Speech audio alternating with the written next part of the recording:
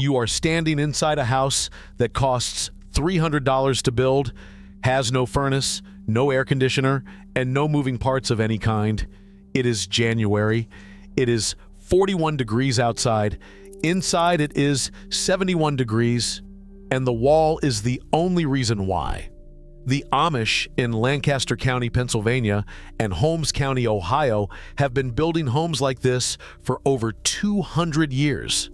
Homes that heat themselves through the coldest nights and cool themselves through the hottest afternoons using nothing but clay, straw, and a principle of physics so simple it almost feels like cheating. The material costs pennies per brick. In 48 states, you cannot legally build with it without jumping through a regulatory process that will cost you more than the entire house. But stay until the end of this video, because there is a legal loophole that one woman has used to build 600 of these homes in Texas, and she never asked a single permit office for permission. By the time this is over, you will know exactly how she did it and whether you can do the same. The first time I walked into an earth-walled home near Millersburg, Ohio, it was the middle of August, 102 degrees outside. Inside, without a single fan running, it was 74. I pressed my palm flat against the interior wall, and it was warm. Not heated warm, stored warm.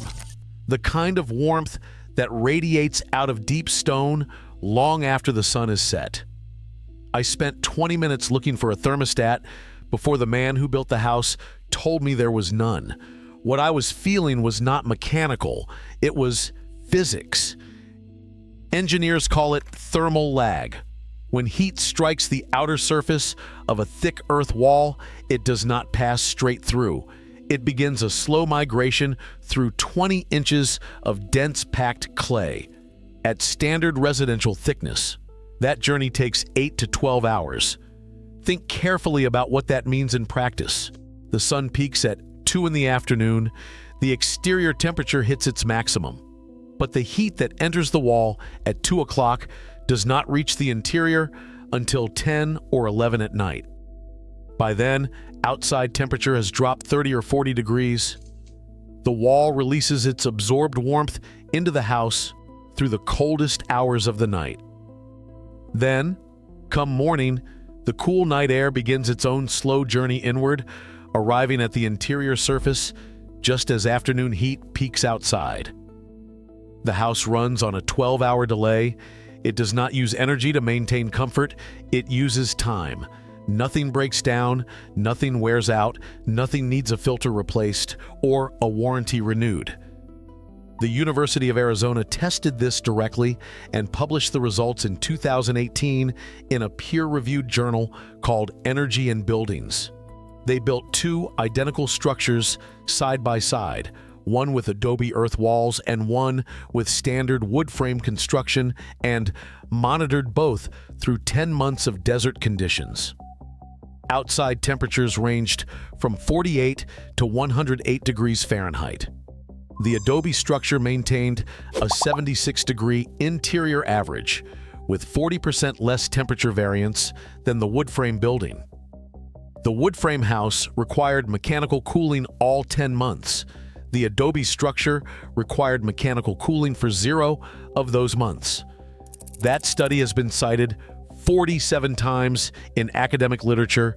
It has never been cited once in a building code update proceeding. Hold that fact in your mind, because everything that follows explains why. The brick itself costs almost nothing to make. The basic formula is 70 to 80% clay, 15 to 25% sand, and 5 to 10% chopped straw or organic fiber. Mix with water until the mass holds its shape. Press into a wooden mold. Pull the mold off after 24 hours. Set the brick in the sun for 2 weeks. That is the entire manufacturing process. No kiln, no factory, no equipment beyond a mold you can build from scrap lumber in an afternoon. The energy input per brick is roughly 2,000 British thermal units. A conventional fired brick requires 30,000 British thermal units. That is a 15-to-1 ratio before you have stacked a single course. Compressive strength runs between 200 and 600 pounds per square inch, depending on the clay at your site. The International Residential Code minimum for load-bearing residential walls is 175 pounds per square inch. Adobe exceeds that threshold at most natural clay deposits without any modification at all. If you have clay-heavy soil, the dirt under your feet right now may already be structural-grade building material. You could walk outside with a shovel and hold a raw ingredient of a house that will outlast everything on your street by several centuries. Cost per brick, if you dig from your own property, is approximately 3 cents. A 1,500 square foot house requires between 4,000 and 6,000 bricks. Total raw material cost is somewhere between $120 and $180. That number is not a typo. Adobe breathes, moisture moves through the wall as vapor without condensing inside the structure. The EPA estimates that 45% of American homes have mold problems, and the vast majority originate in the wall cavities of framed construction. Those are spaces between layers of material that were never designed to let moisture pass. Adobe has no cavity. It is a single solid mass. It has maintained that integrity in structures that have been standing since before the Spanish arrived in New Mexico. So here is the question that should be bothering you right now. You have a material that costs pennies per brick, that heats and cools without mechanical systems, that outlasts anything the lumber industry sells, and that eliminates the moisture problem, destroying nearly half of American homes. Why does almost nobody build with it anymore? The shift did not happen because someone found a better material. It happened because someone found a more profitable one.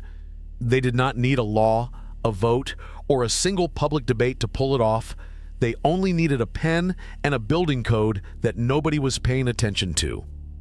The first real blow landed in 1927 when the Pacific Coast Building Officials Conference published the first uniform building code. It was written entirely around wood frame and concrete construction. Adobe was not mentioned.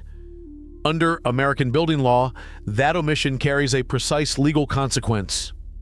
Any material not addressed by the code requires what is called alternate method approval before you are allowed to break ground. That process costs between $5,000 and $25,000 in engineering fees alone for a material whose total raw cost is $300. The code did not ban Adobe. It buried Adobe under a 100-to-1 regulatory overhead ratio. The killing blow came in 1949. The Federal Housing Administration issued its minimum property standards for mortgage eligibility. One clause required what it called conventional framing using dimension lumber. From that moment, any home not built with lumber and concrete was ineligible for FHA-backed insurance. Without FHA insurance, no bank would issue a mortgage. Without a mortgage, no middle-class American family could afford to build in any alternative material, regardless of how cheap that material was. No congressional vote, no public hearing. FHA administrators drafted it in consultation with the housing industry and signed it into administrative law. One ruling removed owner-built housing from the American mainstream in a single stroke. Then in 1970, the Uniform Building Code finally added an explicit chapter for Adobe. On paper, this looked like progress. In practice, the chapter was engineered to destroy the cost advantage. It mandated steel rebar every 24 inches, both vertically and horizontally through the wall. It required Portland cement stabilization at 3 to 5% by weight. It required concrete bond beams at every floor level. Drilling rebar through Adobe bricks also destroys the thermal mass properties that make the wall work. The chapter did not just make Adobe more expensive, it made it perform worse. Who drafted that chapter? The Portland Cement Association, the trade body representing Lafarge Holcim, Cemex, Vulcan Materials, and Martin Marietta. Their combined annual U.S. revenue was $18 billion. Every mandate in that chapter generates revenue for their members. That is not speculation. It is a matter of public legislative record. The National Association of Home Builders, representing 150,000 member companies, has opposed every attempt to create natural building pathways at the state and federal level since the 1960s. Their stated concern is consumer protection. Their practical concern is specific. An owner who can build their own home from the ground under their feet does not hire a single NAHB member. The system layers itself. The code omits the material. The approvals mandate additions that eliminate the cost advantage. The mortgage system refuses to finance it. The insurance industry prices it at conventional replacement costs 30 to 100 times the actual value. And the trade associations whose members sell the mandated alternatives funded the committees that wrote the rules. There was a man who saw all of this clearly and paid for it with his career. Hassan Fathi graduated from Cairo University's School of Engineering in 1926 and spent 50 years trying to solve housing poverty with the one material every poor family on earth already had: the ground beneath them. In 1945, the Egyptian government hired him to design a resettlement village near the Valley of the Kings. His design used traditional Nubian adobe, with barrel-vaulted ceilings and thick earth walls that kept interiors cool through Egyptian summers without any mechanical assistance. 540 planned homes for 7,000 residents. Total cost to the families moving in, $0. Every brick came from local clay. Every craftsman was local. The government canceled the project after 150 homes were completed. The documented reason, which Fathi laid out in his 1973 book, Architecture for the Poor, was simple. The construction contractors who held the original government housing contract stood to lose everything if his approach spread. They lobbied the housing ministry directly. The project was terminated. Fathi spent the rest of his career building on the margins of an industry that could not profit from his methods. The Smithsonian named his book one of the 20 most important works of architecture of the 20th century.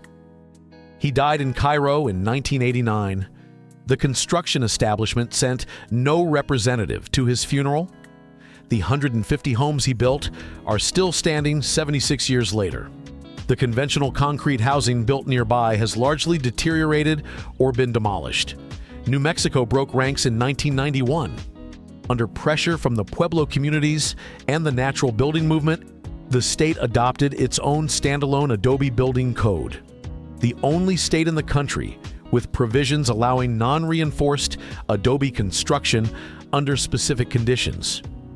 In more than 30 years under that code, the record shows 0 structural collapses and 0 safety incidents. No steel, no Portland cement. In a seismic zone, 30 years of proof that the federal code treats as if it does not exist. The ASTM, the same standards body that certifies every concrete wall built in America, published a formal standard for earthen wall design in 2010 and reaffirmed it in 2016. Building officials in 48 states have never heard of it. Now here's the thing I have never seen mentioned in a single homesteading book, a single natural building guide, or a single conversation in this niche in 20 years of doing this. Her name is Simone Swan. She came to the Texas-Mexico border in 2008 as a student of Hassan Fathi's methods and with one conviction. The families in Presidio County, families earning $8,000 to $12,000 a year, priced out of every conventional housing option that existed, did not need a government program or a mortgage lender. They needed a shovel and someone to show them what to do with it. The method is the same one that built Jericho 10,000 years ago. You survey the ground at the building site. If the clay content is right, and in the Chihuahuan Desert it almost always is, you dig.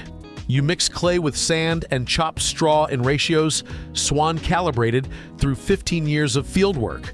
You add water until the mixture holds its shape. Press it into a wooden form, pull the form off, and let the Texas sun do the rest. 2 weeks later, you have a building unit that will outlast anything at a hardware store. A team of 4 or 5 people, usually the family, who will live in the finished house, stacks those bricks into 18-inch walls bonded with mud mortar from the same clay. No rebar, no Portland cement. 6 weeks from first dig to move in, total material cost between $800 and $1,500. Monthly energy bill after move-in, 0. Swan has repeated this process 600 times since 2008. 600 families who own their homes outright. No mortgage, no energy bill, no dependency on any supply chain that can fail them or price them out. Texas building authorities cited her operation 3 times for code violations. She continued building every single time because she is not violating the code. She is building exactly where the code does not reach, the owner-builder exemption. It exists in Texas, New Mexico, and Arizona. A legal provision allowing individuals to construct their own primary residence without meeting the full International Residential Code standard. No contractor license required, no permit office approval required, no bank required. You dig the clay from the ground under the building site, stack the bricks, and move in. The loophole that produced 600 debt-free homes is the same principle that built every house on Earth for the first 10,000 years of human civilization. Before the cement industry decided you needed their permission to do it. If you live in Texas, New Mexico, or Arizona, you can legally break ground on an Adobe home tomorrow. The only thing that has ever stood between a family and a home that will outlast everything on their street is a building code written by the people who sell what that family does not need. If that makes you feel something, I want to hear it. Tell me in the comments what would actually stop you from building this way, not what the code says. What would personally stop you? Because the answers to that question are what this channel is going to spend the next year helping you solve one video at a time. If you believe that real knowledge has been quietly pushed aside to protect someone else's profit, you already know what to do next. Subscribe. Because what we are uncovering next takes the same story and moves it 20 feet above your head. The roofing industry in the United States alone is worth $42 billion a year. The suppression story is darker, and the solution has been growing on top of buildings in this region for centuries. That video is already waiting for you.